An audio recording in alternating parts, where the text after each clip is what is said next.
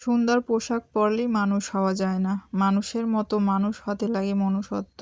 বাহ্যিক আড়ম্বর চোখে ধরা পড়ে, কিন্তু চরিত্রের সৌন্দর্য বোঝা যায় আচরণে।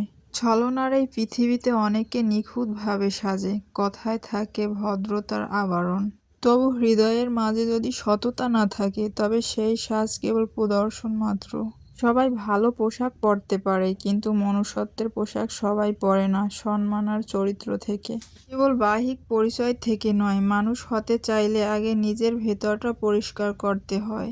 স্বার্থলোভী মানুষকে কখনো মনে জায়গা দিও না, তাদের সম্পর্কের ভিত্তি থাকে কেবল প্রয়োজনের উপর।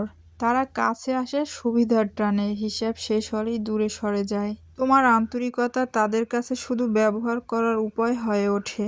তারা যত্নের ভাষা জানে ঠিকই, কিন্তু দায়বদ্ধতার মানে বোঝে না।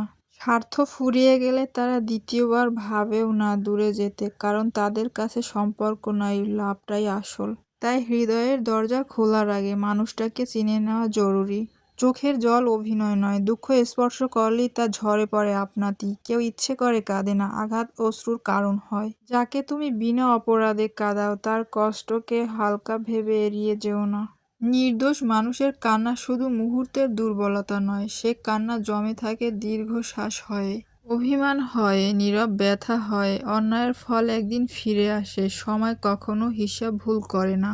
তাই কাউকে অকারণে কাঁদিও না, কারণ একটি অশ্রুর মূল্য অনেক দেরিতে হলে তোমাকেই বুঝতে হতে পারে। মনের ভেতরের কথাগুলো যখন প্রকাশের ভাষা হারিয়ে ফেলে ঠোঁট, তখন নীরব হয়ে যায়। শব্দগুলো আর গুছিয়ে আসে না, অভিমান জমে থাকে বুকের ভেতর, অনুভূতিগুলো পথ খুঁজে পায় না বাইরে। যা বলতে চেয়েছিলাম স্পষ্টভাবে, তা আটকে থাকে দ্বিধার ভেতর, তখন চোখই কথা বলে। চাপা কষ্ট গড়িয়ে পড়ে ধীরে, অশ্রুই হয়ে ওঠে অনুভব। সৌন্দর্য যদি খুঁজতেই হয়, তবে মনের ভেতর আগে খুঁজে দেখো। চেহারার আকর্ষণ সময়ের সঙ্গে বদলে যায়, কিন্তু চরিত্রের দীপ্তি দীর্ঘদিন স্থায়ী হয়। দেহের গঠন একদিন বদলে যাবে, চামড়ায় বয়সের রেখা পড়বে নিশ্চিত। যৌবনের উজ্জ্বলতা চিরস্থায়ী নয়, সময় তা ধীরে ধীরে ক্ষয় হয়, কিন্তু মনের সৌন্দর্য ভিন্ন। তা আচরণে প্রতিদিন প্রকাশ পায়, সততা, সহমর্মিতা আর সম্মান মানুষকে সত্যিকারের আকর্ষণীয় করে তোলে। তাই রূপ নয়, মানুষ খুঁজো। চেহারা নয়, চরিত্রকে মূল্য দাও, কারণ বাহ্যিক সৌন্দর্য ফুরিয়ে যায়, ভালো মনই দীর্ঘকাল বেঁচে থাকে। যারা তোমাকে আঘাত করার সুযোগ খোঁজে, যারা ইচ্ছে করে ছোট করে কথা বলে, তাদের থেকে দূরে থাকাই শ্রেয়, কারণ সব সম্পর্ক রক্ষা করার প্রয়োজন নয়।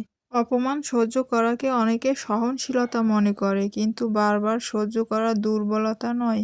যে মানুষ ইচ্ছে করে কষ্ট দেয়, সে আবারও সেই কাজ করতে পারে। কেউ যদি একবার আঘাত করে,